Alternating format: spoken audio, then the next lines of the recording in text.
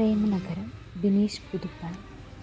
കാലത്തിൻ്റെ തടവറയിലെ ചോദ്യശരങ്ങളുടെ മുനകൾ നേർത്ത് ഇല്ലാതാവുന്ന ഒരു നോവൽ.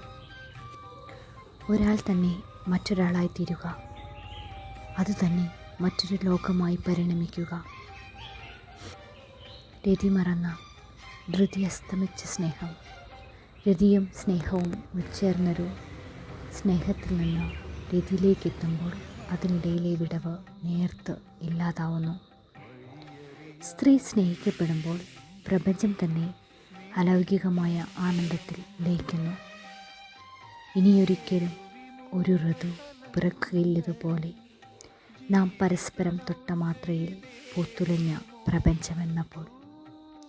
രതിയും ദർശനവും ആത്മബോധവുമെല്ലാം ഇതിൽ ഉൾച്ചേർന്നിരിക്കുന്നു. ഉപാധികളില്ലാത്ത സ്നേഹത്തിൻ്റെ പരലോകത്ത് വ്യാപരിക്കുന്ന സ്ത്രീയും പുരുഷനും.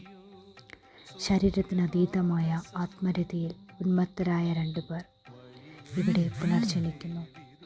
രണ്ടുപേർക്കിടയിൽ ആ രണ്ടുപേർ ഒരാളായി പ്രതിഫലിക്കുന്ന രതിയുടെ ആത്മീയാനുഭൂതി.